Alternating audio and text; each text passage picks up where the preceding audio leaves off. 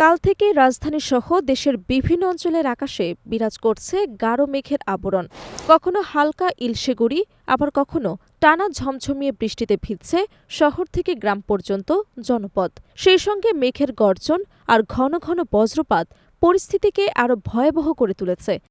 আবহাওয়ার এই অস্বাভাবিক আচরণে জনজীবনে নেমে এসেছে স্থবিরতা, তৈরি হয়েছে বড় ধরনের দুর্যোগের আশঙ্কা। কালো মেঘে ঢাকা আকাশে মাঝে মাঝে বিদ্যুৎ চমকানোর দৃশ্য জনমনে আতঙ্ক আরও বাড়িয়ে দিচ্ছে। বৈশাখী মেঘের ঘনঘটা এবং মুহুর্মুহুর বজ্রপাতে সকাল থেকেই থমকে গেছে স্বাভাবিক জীবনযাত্রা। রাজধানীর পাশাপাশি দেশের বিভিন্ন জেলাতেও একই ধরনের আবহাওয়া বিরাজ করছে। প্রকৃতির এই রুদ্ধরূপে অনেকেই প্রয়োজন ছাড়া ঘর থেকে বের হচ্ছেন না। বৃষ্টির কারণে শহরের প্রধান সড়কগুলোতে পানি জমে সৃষ্টি হয়েছে জলাবদ্ধতা। এতে যান চলাচল ব্যাহত হচ্ছে এবং তীব্র যানজটের সৃষ্টি হয়েছে।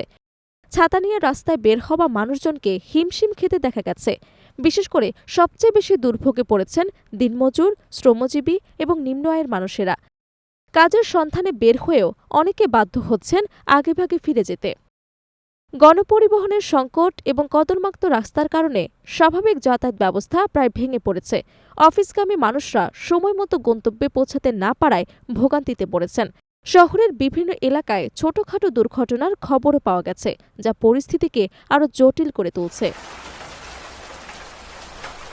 এদিকে আবহাওয়া অধিদপ্তর জানিয়েছে, দেশের সমুদ্র বন্দরগুলোতে ৩ নম্বর স্থানীয় সতর্ক সংকেত দেখাতে বলা হয়েছে। উত্তর বঙ্গোপসাগরে অবস্থানরত মাছ ধরার নৌকা ও ট্রলারগুলোকে পরবর্তী নির্দেশ না দেওয়া পর্যন্ত উপকূলের কাছাকাছি থেকে সাবধানে চলাচল করতে বলা হয়েছে। একই সঙ্গে জেলেদের গভীর সমুদ্রে না যাওয়ার পরামর্শ দেওয়া হয়েছে। আবহাওয়াবিদদের মতে, এই বৃষ্টি ও বজ্রপাতের প্রবণতা আরও কয়েকদিন অব্যাহত থাকতে পারে। বিশেষ করে বিকেল এবং সন্ধ্যায় বজ্রপাতের ঝুঁকি বেশি থাকতে পারে বলে সতর্ক করা হয়েছে। তারা বলছেন, বজ্রপাতের সময় খোলা জায়গায় অবস্থান না করে নিরাপদ স্থানে আশ্রয় নেওয়া উচিত। এছাড়া গাছের নিচে ও খোলা মাঠে না থাকার জন্য পরামর্শ দেওয়া হয়েছে। সব মিলিয়ে দেশের বর্তমান আবহাওয়া পরিস্থিতি জনজীবনে ব্যাপক প্রভাব ফেলেছে। তবে আবহাওয়া স্বাভাবিক হতে সময় লাগতে পারে বলে ধারণা করা হচ্ছে।